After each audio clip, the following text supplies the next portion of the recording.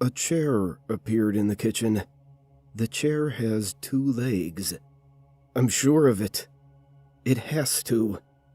I count them several times a day. 1, 2, and it ends there. There are 2 legs on this chair.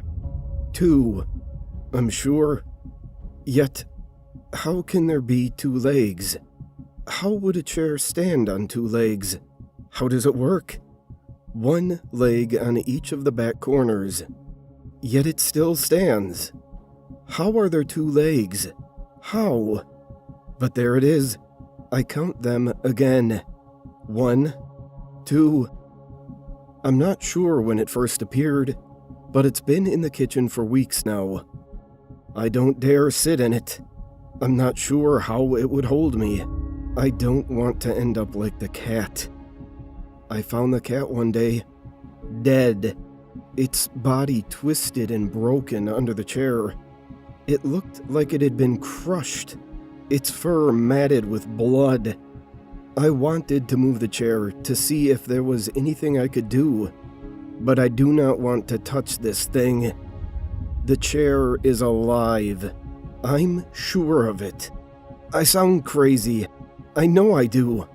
But it's waiting for me to sit in it, so it can kill me like it killed the cat. But I'm not going to give it the satisfaction.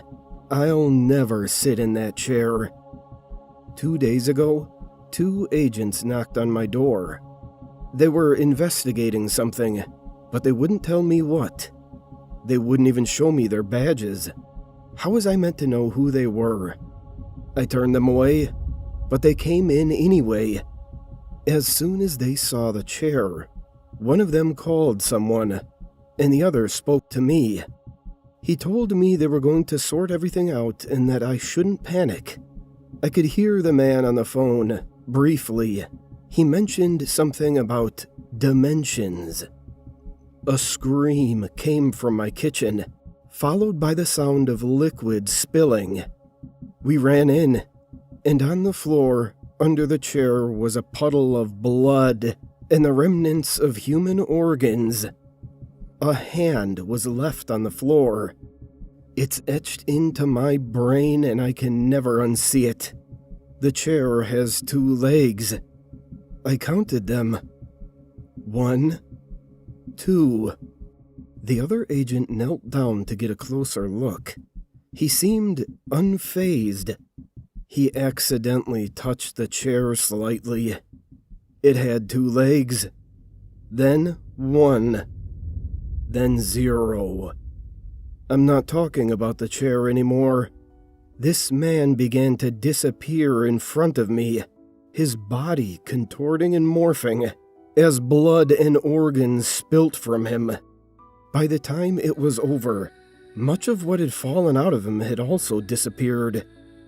For a brief moment in the chaos, a brief moment, I counted 3 legs on the chair.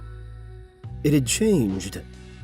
I don't know why, because I have counted the legs every moment since, and it's only ever 2. 1, 2. 2 legs. Only 2. Why were there 3? 3 is not the same as 2. 3 and 2 are very different, and I do not understand. It's only a difference of 1, but it's also a difference of everything. How were there 3? I woke up this morning and one of the men's heads had appeared on the floor, along with the phone the man was using. I picked up the phone. It still worked. It was covered in blood. The chair still had 2 legs. I called the most recent caller. Someone answered. They thought my name was Jason. My name is not Jason. Jason? They said. I didn't pay much attention, as I had decided to count the legs of the chair again. Jason, was it the chair? Where have you been? The chair still had 2 legs, but not the same 2 legs. It was both of the back ones, but now it was one at the back and the opposite front leg. Jason? Hello? The readings say the chair is still moving through the fourth dimension. We need to find it. Did you find it? My chair has 2 legs. And it's driving me insane.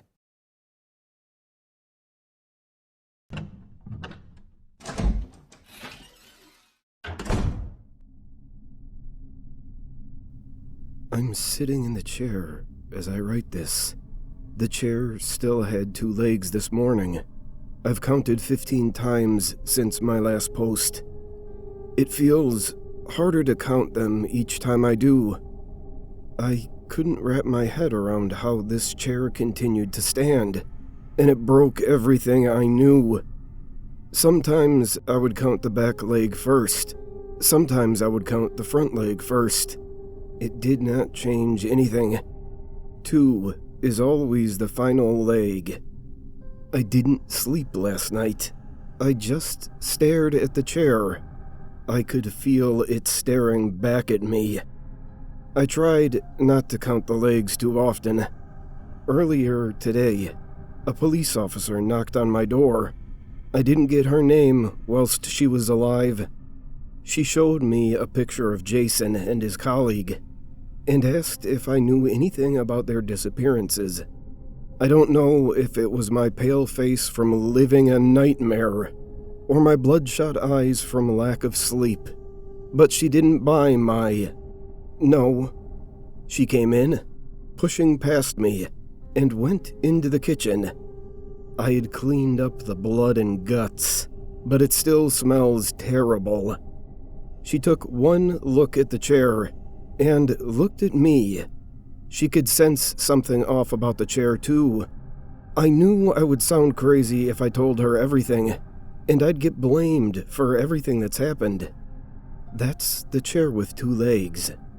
I spoke calmly, whilst inside I felt anything but. She did not take this as the warning I hoped it would convey, as she immediately pushed the chair to see if it would fall over. She screamed as her hand seemed to shrink, and as this effect worked its way up her arm, like someone squeezing a tube of toothpaste. She reached for her gun, instinctively using the hand that had just disappeared. Somehow, though, it worked. The gun seemingly floated in the air as she held it. She stared at it for a moment, but only a moment. The gun disappeared, and her arm continued to vanish. Soon, it wasn't everything vanishing, only her skin. Blood poured out. This is the second time I've seen it happen.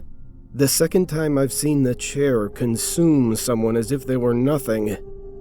I felt myself trembling. I wondered if the chair was alive, if it could think for itself. Does it enjoy what it does? I counted the legs to distract myself. 1, 2. I counted backwards. It didn't change anything. 2, 1. Then, again, it happened.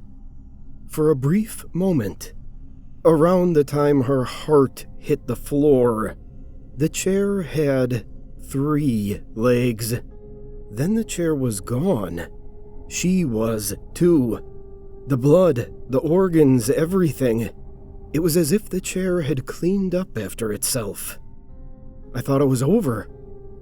It was not.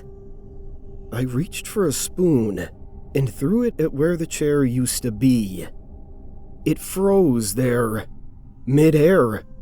A loud bang came from my bedroom as the spoon fell. I slowly made my way into the bedroom. I creaked the door open, and there it was. The chair. 2 legs, both at the front now. I counted out loud just to be sure. 1, 2. Speaking out loud did not change the outcome.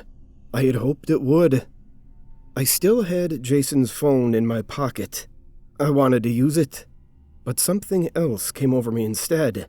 I'd had enough. This chair was driving me insane. so I decided to do what I thought I would never do. The very thought of sitting upon the chair made me feel dread.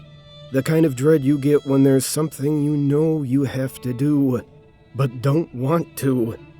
Make no mistake, this is something I had to do. Something told me it was the only way forward. As I sat on it, I did one thing differently from everyone else. I made sure that no part of me was touching the ground as I made contact with the chair. I jumped back into it as I sat. I think this is why the chair chose to spare me. I didn't morph, I didn't contort, but the world around me did. Walls moved, furniture shrunk and grew, holes appeared in the floor and ceiling. It slowed to a stop, and I've been too afraid to get up from this chair since. I don't want to touch this morphed world. I couldn't understand why the chair didn't consume me. I thought at first that it was torturing me, killing people in front of me yet refusing to put me out of my misery. But I know better now. I noticed I could see through my wall. There's a gaping hole, yet no debris. I could see my neighbor, sitting in his dining room.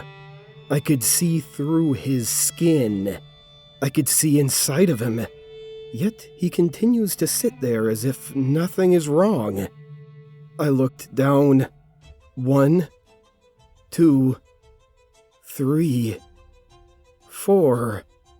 All 4 legs are here. I sat here in a broken world, yet this chair, it finally makes sense. It finally isn't broken. This chair has 4 legs. I notice surrounding me are the bodies of the chair's previous victims. Jason, the police officer, the other agent, the cat. They were scattered around me, as if they were never torn apart. But what did that matter? This chair has 4 legs. There are 4. 4 legs at last. The phone in my pocket rang. This isn't the first time it's rang. I answer it now, with a smile. Jason, we think we have a lock on the chair. We're coming to get you. My name isn't Jason, and the chair has 4 legs. I hung up. A few minutes later, 4 agents show up.